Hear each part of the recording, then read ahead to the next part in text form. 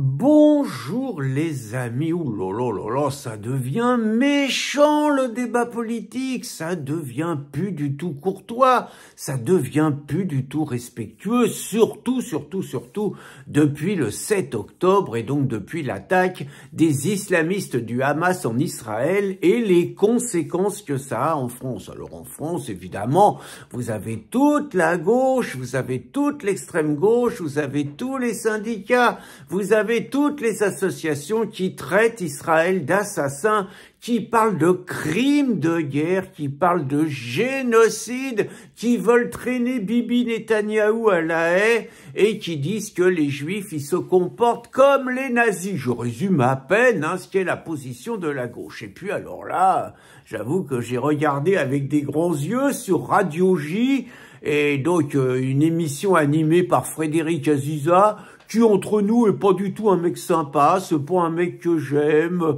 je sens que c'est un mec plutôt malsain, je le dis clairement, j'ai déjà vu quelques-unes de ses interviews, les saloperies qu'il raconte sur le Rassemblement National, les saloperies qu'il racontait sur Zemmour, en gros, le mec il passe son temps, alors qu'il est juif, à taper sur la gueule des groupes patriotes en disant que c'est Pétain, c'est tout ça, bon, un connard, quoi, voilà, fallait que ça sorte, Donc, il invite donc Amin El-Khatmi à une émission. Alors, je vais revenir sur Amin El-Khatmi et on sent qu'Aziza, bon, en gros, il a qu'une envie, c'est que El-Khatmi, il se lâche sur Mélenchon, quoi. Donc, alors El-Khatmi, c'est quand même un peu bizarre parce qu'il commence à nous raconter qu'il a déjà eu un procès avec Mélenchon, que les avocats se sont arrangés pour que le procès, on arrête là, que les plaintes soient retirées et tout, et maintenant, il regrette que ce procès n'ait pas eu lieu, et il veut son procès contre Mélenchon. Pourquoi pas, Et donc, le mec, il y va bien, et il qualifie à plusieurs reprises Mélenchon, carrément, d'ordure antisémite. Alors là, c'est clair que si on dit ça sur une chaîne, on veut se retrouver devant la 17e, je sais pas, c'est comme si moi je traitais, je sais pas, on va dire Mathilde Panot de grosse salope. Bon bah je sais que si je dis ça, je vais devant la 17e. Je sais pas si je traite David Guiraud de petit nasillon. Je dis pas que c'est vrai et c'est faux, mais bon, en général, je vais me prendre une plainte, vous voyez. Donc le gars, il fait tout pour se prendre une plainte. Alors, intéressant, donc sur une chaîne juive, un musulman qui traite celui qu'on appelle Rachid Mélenchon d'ordure antisémite. Alors j'ai envie de rebondir pour un peu approfondir le cas de ce musulman, donc qui s'appelle Amin El-Khatmi. Alors c'est un mec, c'est un parcours intéressant. Le gars a commencé au Parti Socialiste, manifestement, il a fait sa carrière à Avignon, conseiller municipal, adjoint, conseiller communautaire. Bon, il était dans l'appareil, quoi. Et puis, il a créé le Printemps républicain en 2016. Je vais revenir sur le Printemps républicain.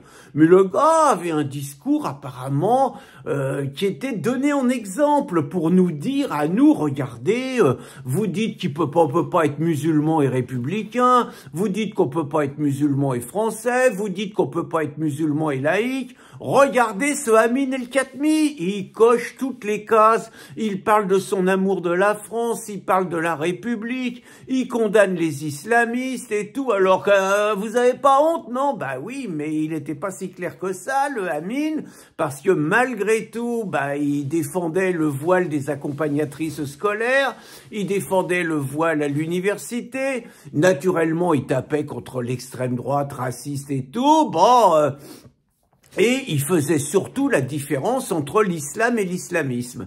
Et c'est intéressant de voir, donc il crée le Printemps républicain. Alors c'est les mecs à Manuel Valls, c'est pour essayer de faire parler une gauche qui se veut républicaine. Je dis bien qui se veut. Ça se crée avec Laurent Bouvet, ça se crée avec mon copain le préfet Clavreul.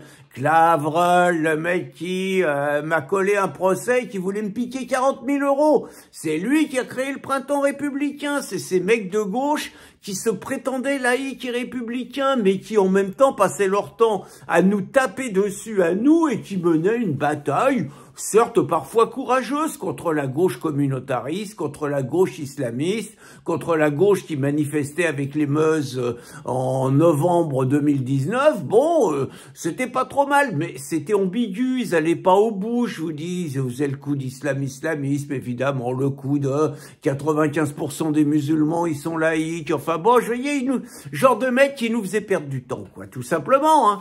Et puis, bah, Amin El-Khatmi, il commence à évoluer. Alors je sais pas c'est à la suite de quoi, mais bon, il se rend compte que la gauche avec laquelle il a milité n'est plus la gauche qu'il appelait de ses voeux. Il se rend compte que de plus en plus, il y a des connivences avec les islamistes, et donc il commence à sortir quelques petites phrases dans le genre que finalement Mélenchon lui fait plus peur que Marine Le Pen. Il aggrave son cas en disant que s'il y avait un vote entre Marine Le Pen et Mélenchon, il voterait Marine Le Pen. Il est naturellement excommunié de la gauche, viré, désavoué par le printemps républicain, et il aggrave encore davantage son cas en acceptant un débat avec Éric Zemmour, où par ailleurs il a le courage de venir, c'est bien, mais où il montre ses limites, hein. Il nous refait le coup, alors il parle de la mer voilée, là, je sais plus, Latifa, elle, je sais pas trop quoi, là, comme un exemple, alors que justement elle est voilée, quoi, mais c'est pas parce que son fils a été tué par Mera que c'est un exemple, mais il a au moins le courage d'affronter Éric Zemmour. Et donc c'est ce gars qui manifestement paraît avoir des comptes à régler avec son propre camp, qui assume le fait sur Radio J avec la complicité d'Aziza. Faut pas se raconter d'histoire. C'est d'ailleurs curieux parce que Aziza ne fait même rien pour protéger la chaîne. Je veux dire, moi j'ai été sur des plateaux télé, en général vous dites un truc comme ça, le présentateur il vous dit « Oh là, vous n'engagez que vous, nous la chaîne, on tient à dire que Aziza il paraît sûr d'avoir une impunité totale. » C'est curieux, hein, mais bon c'est comme ça. Et donc c'est ce gars, je disais, donc El-Khatmi, qui se permet d'insulter grossièrement Mélenchon sur une chaîne de télévision. Alors moi j'ai envie de dire, je me félicite, j'ai écrit un livre avec mon copain Bernard Germain, Transgression, qui parle un petit peu d'un parcours et d'une évolution qui sera peut-être celle d'Amin El-Khatmi.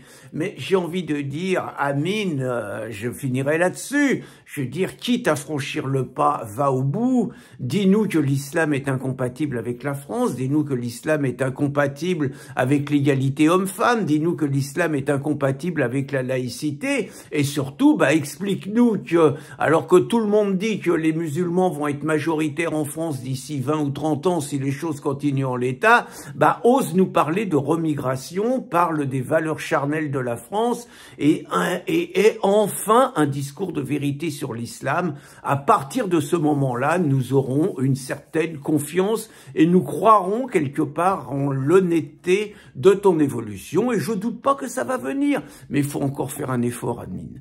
Bonne journée les amis.